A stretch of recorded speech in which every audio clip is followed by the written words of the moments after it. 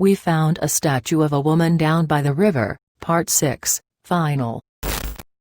The police rang us and said they looked everywhere and couldn't find Liam. I feel like Rose Gold was probably just keeping them away somehow. I stared down at the photos at the back of the book and then breathed out hard. I watched Lou, who was still reading, her face furrowed up and her mouth hanging open. After 10 minutes, she closed the book as well. She stared at me. "Hi there, Rose Jr.," she said, and I just shook my head. It sounded too mad to comprehend. I'd been born from a statue. Born from a statue. It was ridiculous. It was bizarre. I had another father out there in the world somewhere. A statue had given birth to me. A chunk of metal shaped like a woman. It didn't make sense. This was all too goddamn crazy. "What did you kids wish for?"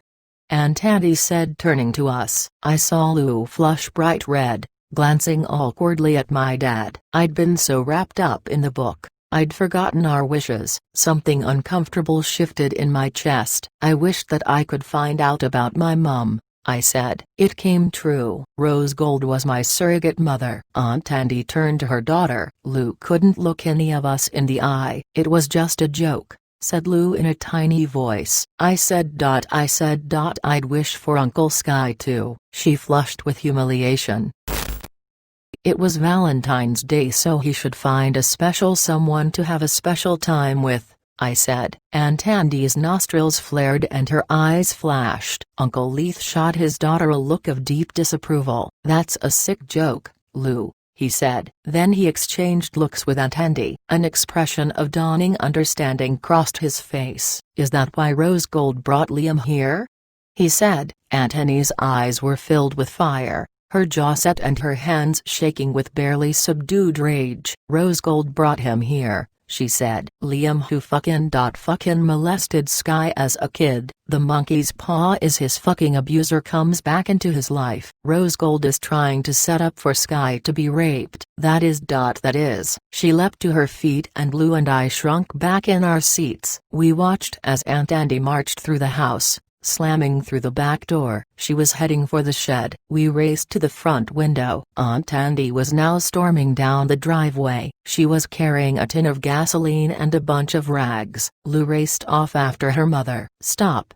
yelled Uncle Leith, jumping to his feet. "Come back here, Eloise."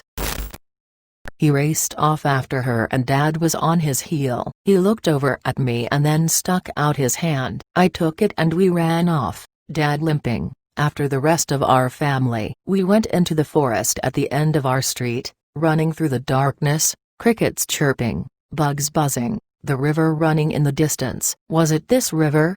I asked. Dad shook his head. "No," he said. "We are far, far away from it." I was silent for a few moments. "Do I look like Morris?"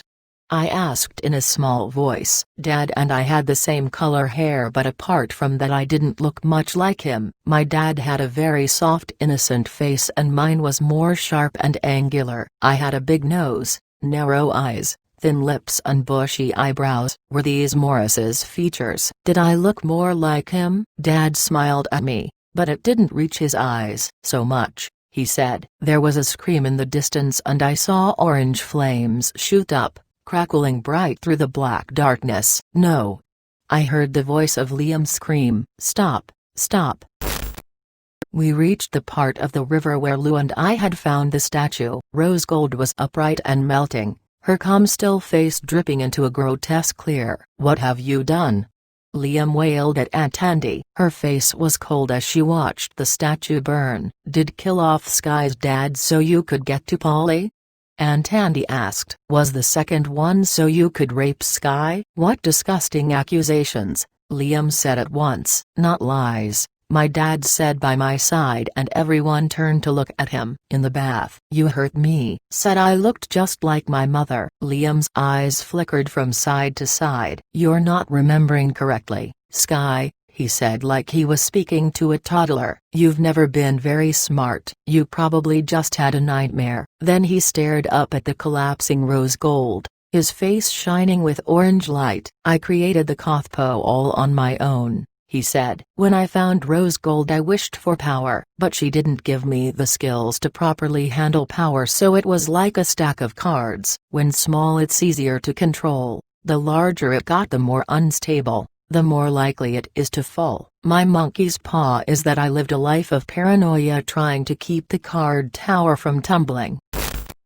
He gestured at Sky. You wished for Morris to be okay and to have a child with him, but you didn't wish that you would see him again, so you've been separated for years with a child who looks exactly like him as a reminder of what you've lost. A strong smell hit us, stopping the conversation in its tracks, an overwhelming stink of roses, like having a bottle of perfume dumped all over your head. I put my hand over my mouth, choking. From Rose Gold's melted head, a dark pink liquid was leaking down her front, dripping from her outstretched arms. It was coming from somewhere deep inside her. Liam's eyes lit up. It must be her wish power, Liam said. He turned to us and grinned. Just think of the money you could get from it. Your every wish come true. Jesus, don't touch it, I yelled as he launched forward with cupped hands. There was a screeching sound of metal as Rose Gold's head fell from her neck. Then Dad's hand was over my eyes,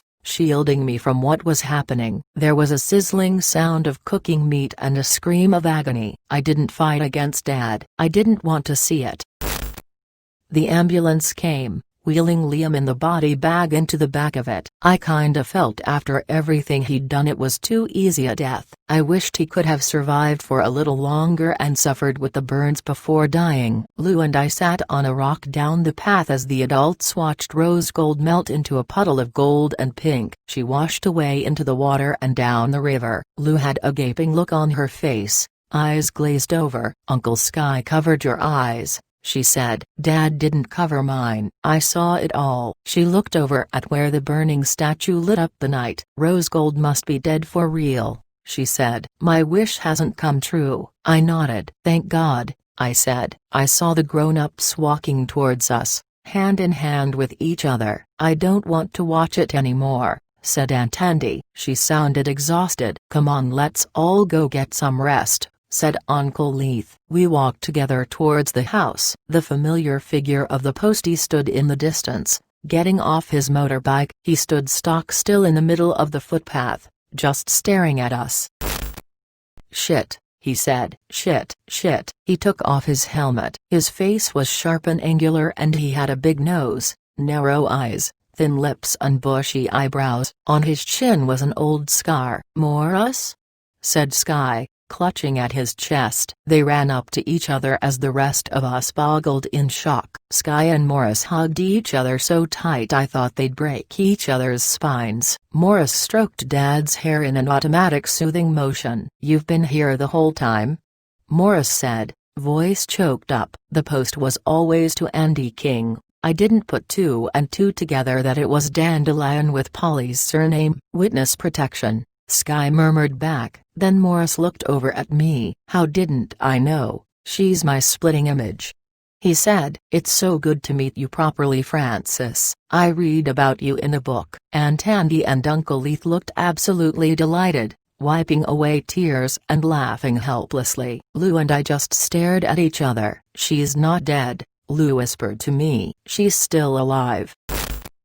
I am older now, about to leave school for university. I think maybe the monkey's paw of Morris and Sky being reunited is that we're always anxious for something to go wrong, afraid that Rose Gold's influence was about to ruin everything. I take after Morris a lot. All through my teenage years, he'd take me to aquariums, museums and zoos and was always very interested in my schoolwork. It didn't take long for me to get as close to him as I was with Sky. The years knowing him as the postie certainly helped us to bond, him not being a complete stranger who burst out of nowhere into my life. I wish to know about my mother and the monkey's paw is that I found out I was born in an impossible way with an otherworldly creature as a surrogate. I dream about Rose Gold constantly, the melting lair, The hieroglyphics changing to 1,000 different languages. Sometimes I wonder if being inside her metal stomach influenced me in any way. Would I ever start to turn to gold? Every incident of good luck was eerie. Had I made it come true? I don't think Rose Gold is gone. She's probably reformed somewhere far away,